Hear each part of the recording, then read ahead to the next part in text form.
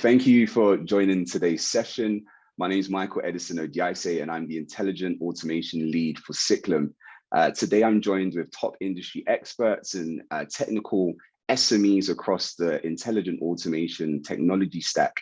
And together, we're going to be discussing the key maverick moves to drive intelligent automation for true business transformational change across a frictionless ecosystem.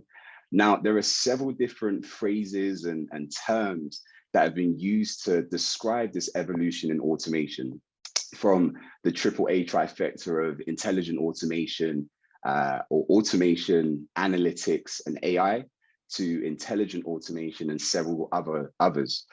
So I'm going to throw the first question out to you, Tony. How would you describe this evolving landscape of automation in lay terms? Yeah, thanks, Michael. I think you're correct. It certainly has evolved. How I see it is, initially we had RPA, and as things have moved on, there's been other technologies out there, sort of AI, machine learning, and I think intelligent automation sort of encompasses, sort of more than one technology. So if you're looking at automation across a journey, you may start with sort of a cognitive part of the front end, and sort of handing over to RPA, OCR, machine learning. So I think for a journey, it's automated as much using those kind of technologies. But what we're seeing now as well is the tools to actually assist that automation. So everything from mining, process mining, to uncover the best opportunities, even to actually starting to create those bots automatically. So that's how I see IA, or intelligent automation. Fantastic. And I guess similar question to you, Kieran. Over your 25-year career span in several different industries, how have you embraced intelligent automation across your career? Yeah, it's interesting, Michael, because automation sounds like it's new, but it's not. It's very often repackaged, and organizations have used different tools, as was mentioned a moment ago, to do different things. It's, as someone once told me, you cannot build a house with a screwdriver alone. You need more than one tool. So over my lifetime, I've seen OCR, AI, chatbots, RPA, screen scraping, terminal emulators. You name it, I've probably seen it all, and then I've seen it recycled and rebadged in different ways. That's okay, to be absolutely honest, because businesses have always had challenges, and technology has always been around to solve those challenges. It's sometimes I wonder, is technology driving business, or is business driving technology? But the tools now are amongst the most sophisticated that I have seen, and therefore, all the better for it. And seeing tools like process mining tools, self-healing robots, artificial intelligence, the things that can see, hear, think, decide, and whatever else, the more of it, the better, because the more business decisions and the more business strategies we can deliver, all the better. So I'm delighted, seen it, we'll see it again, and can't wait to see more. No, agreed. And I think with those new tool sets that have come into play, we've seen a seismic shift from organizations investing into virtual workers. But I'm sure we probably all agree that we're some way away from seeing intelligent automation being implemented and adopted at scale. What would you say, Tony, are some of the key barriers that an organization must overcome to implement a successful IA project or program? I really think it starts off at the very sort of top of the organization, having a sort of a vision and clear strategy for automation. I think historically it's sometimes been seen as a tactical solution rather than strategic. But I don't think that's actually always the case. I think that there definitely is the need for automation across the landscape. So I think the first thing there is having the vision in the organization. I think the other main barrier is it's really the misconception about sort of robots as such and automation, and what it actually can and can't do. So I think if you can actually explain that, people understand, and that removes some of the fears, then I think that helps you really get on your automation journey. No, agreed. I think having or filling that knowledge gap and clearly articulating what it is that we're trying to achieve, and also exactly where the technology helps and supports us meeting our business needs. Once we fill that knowledge gap, you see that it's quite a seamless journey. I guess similar question to you, Kieran. What would be the main thing, other than kind of the mindset and the culture around new technologies and transformational change, that you would see an organization has to overcome to really implement a successful IA program? There's probably a range of things. I think some organizations get confused that automation is the strategy. Automation is not the strategy. There's a business strategy, and the business strategy can be enabled, or it can be supported, delivered with automation. And to Tony's point, you have to have a realistic understanding of what it can or cannot do. What one screwdriver will not build the house, as we mentioned earlier on. I think that's the first thing. The second thing is, a lot of this comes back to people. There's a phrase that says, skill set, product set, and mindset are the three things around a transformation journey. Well, the skill set, we've got people now who are trained to use all these tools. We got the products on the market that are absolutely available, that can allow an organization to use any automation tool they want. So then it comes back to that mindset piece. Do people want to transform? Is there someone at the top of the organization who's going to drive this and then drive the change that's required, which is often quite difficult? It can be exciting because that's part of the journey. But remember, automation can have impacts on jobs in numbers of ways and firms in numbers of ways. And some of that is job displacement or changes in roles or whatever else. So I think the people bit is, and that includes, the mindset about willingness to change, the ability to change, the ability to adopt and use new technologies and new ways of working. I think all those are key. And organizations working hand in glove from the front end to the back end as well are essential. I think if COVID has taught us anything, is that the technology works. And if people are willing to work together, then they certainly can. And if they want to make the changes they require in a very short period of time, they can do that as well. So for me, it comes down to automation not being the strategy. It enables the business, but it'll only enable the business if the people want it to work. Agreed.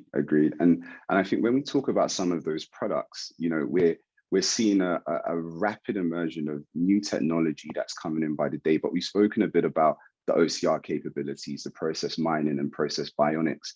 Roman, from a technical perspective, what are some of the misconceptions that people have with these new tools and technologies? I guess, when you're rolling out a new technology program, be it IA or automation or anything else, there's always I guess a demystification that has to happen of these tools are not necessarily complex. They work well if we train up the people well. So what are some of the things that you would advise somebody that's adopting these new technologies? Yeah, thank you, Michael. And you actually right with that. So there are plenty of different buzzwords nowadays explaining the technology. And honestly, myself, as a technologist, I hate the term artificial intelligence, and like people tend to use artificial intelligence like almost everything that that they can implement. So I think that the very crucial thing is to understand the limitation of each particular technology, and also thinking about how to properly apply the technology to the particular problem. So start with the problem and then evaluate what technology is better used for solving the problem, rather than being inspired by some new buzzword and then trying to accommodate the technology where it's not applicable.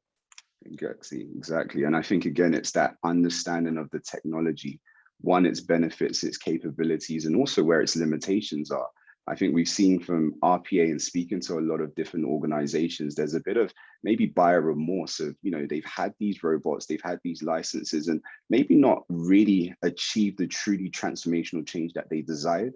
Looking at back office processes and not being able to interact with some of those front office process. What intelligent automation is allowing us to do right now is really aiding and supporting the whole automation landscape, so we can look at processes that we wouldn't have previously considered and really get that full end-to-end transformational journey.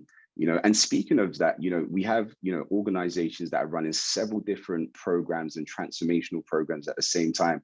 To Kieran and Tony, why is it important for an organization to have an intelligent automation program intercepting with some of their other enterprise initiatives?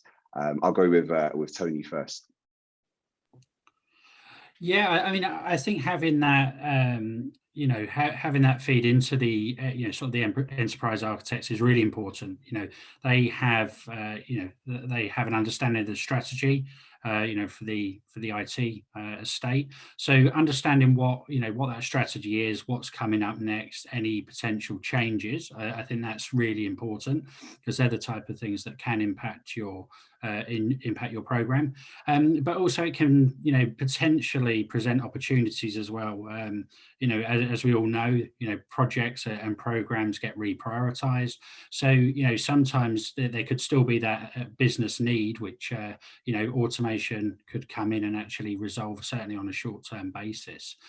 So I think having that, like I say, having that link into, the enterprise, view and enterprise architects is really important. Fantastic. And Kieran, similar question. Yeah, I love what you're describing there, and you termed it buyer remorse. I've seen that time and time again, and that is one of the challenges. I think automation's dirty secret is the cost of running bots when you do it wrong. So I think getting automation in place isn't difficult, and it isn't easy either. If you're not connected to your organization's business or change management program, then bots will break. Any automation will break. So upgrades, software coming in, software exiting, retiring, you name it, it all happens. If you're not bought into what the organization's doing technically, you will suffer. Lesson number one, align yourself with business strategy, align yourself with change inside of the organization. Now that's the downside.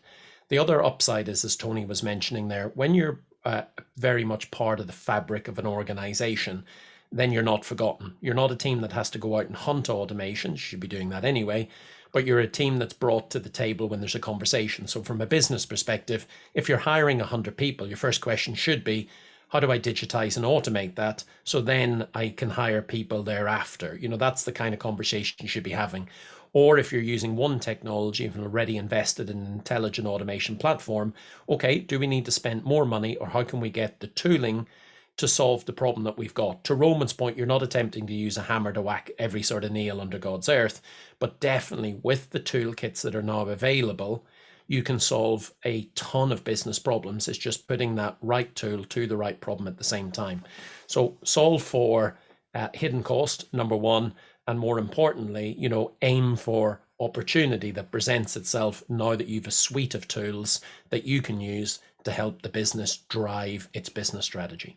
Fantastic. And I think when you talk, when you mention that last point around looking for the right business problems or solutions to those problems, we've seen a rapid increase in the type of use cases. So from an organization that initially invested into automation and we're looking at back office processes that weren't really high value added tasks. They were repetitive and they freed up some time.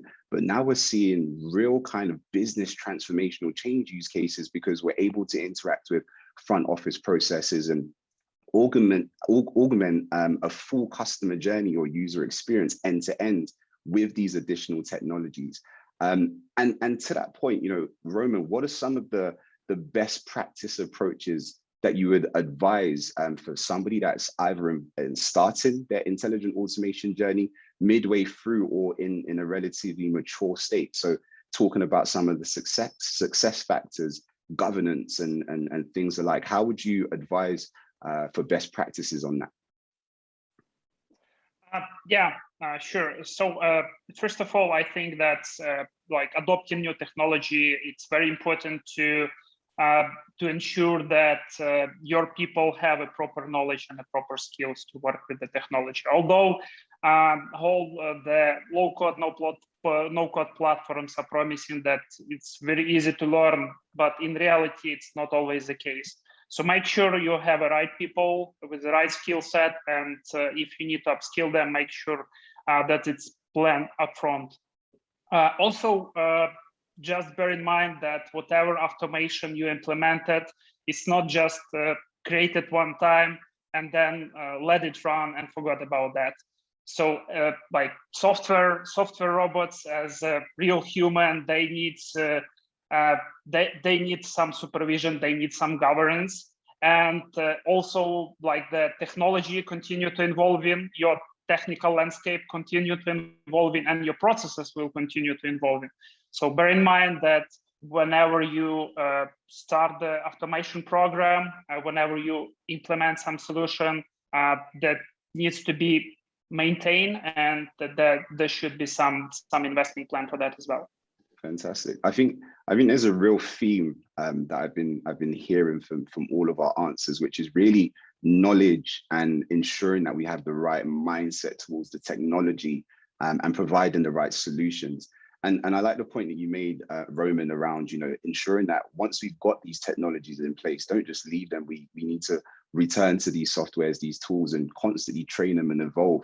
And I think the best way to really sum this all up in terms of the intelligent automation journey in the current landscape is in a similar way to having, you know, an employee that walks through your doors within 18 months to 3 years. As the business is evolving and the demands and the changes of the business are happening, there's always going to be a need to repurpose or upskill those resources. So you would send them off to several different trainings. In the same way, we've seen the evolution of automation almost kind of as the one-trick pony, being able to automate repetitive human tasks. Now we've got these additional technologies, and together that combination is really driving, you know, true business transformational change across several different industries and sectors. Thank you guys so much. So in closing, what would your top 3 tips be for an intelligent automation journey, a successful intelligent automation journey? I'll start off with Tony. What would your top 3 tips be? I think it's something we touched on before. You know, having that vision, you know, from the top. Certainly a clear communication strategy. I think that's important. If you don't tell people what's going on, they will make up, you know, their own version of the truth, should we say. So I think that's, you know, that is really important. You know, don't be afraid to sort of, you know, fail, but if you do, fail fast, you know, and then move on to, you know, the more valuable opportunities. And I think finally, you know, I think this is really important, sort of start that engagement with, you know, IT and people like information security, you know, very early on, you know, in the journey. They're absolutely key to the success. You know, things like change management, which was touched on before, you know, they have to be in place. So, you know, get engaged early, you know, understand how you're going to evolve as a function. And I think that sets you up for success. Agreed. So those 3 points were vision, clearly articulating the vision and bringing the team along, ensuring that you move what could potentially be a blocker ahead of time. So interacting with IT and your system integration way ahead of time. Fantastic. Roman, what would your top 3 tips be? Yeah, so from my side, from a technical perspective, I would say start small in order to be able to grow and grow rapidly. Do not try to introduce and use like whole variety of technologies. Start with 1 or 2, and then slowly adopt new technology. Make sure that, as I mentioned, make sure that your people are well trained and well equipped in order to be able to use a particular technology effectively and efficiently, and also being cautious when you're choosing the technology stack, when you're choosing the particular solutions. Educate yourself, know the limitation of the particular tools, and also know the benefits of the particular tools.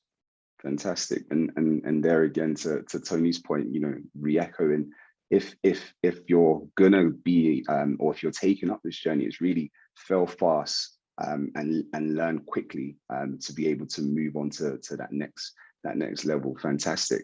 And then Kieran, finally, what would your top 3 tips be for this intelligent automation successful implementation? Kind of similar to the chaps, you know, hire the right people. People transform organizations, not technology. But when you've got those people, you know, train them, nurture them, support them. That includes giving them political cover to drive change within an organization, upskill them. You spend a lot of time, hopefully, in a firm, you know, managing, hiring, recruiting, and upskilling your workers. Digital robots and the automation team are no different. Highly skilled workforce, please invest and pay as much as you need to, because they will give you a return many times over. So that's the first one, people first. The second one, it relates to what Tony's saying there. It's get yourself a COE, get someone to run and lead the program, have a change management program built around it. Automation, just like any other program, doesn't deliver itself. So don't just leave it in a corner hoping that you will get the benefits and they will sustain over time. So a COE and a change management program is absolutely key. And the last one is just remember, automation is not your strategy. Your business strategy is your strategy. Automation enables it.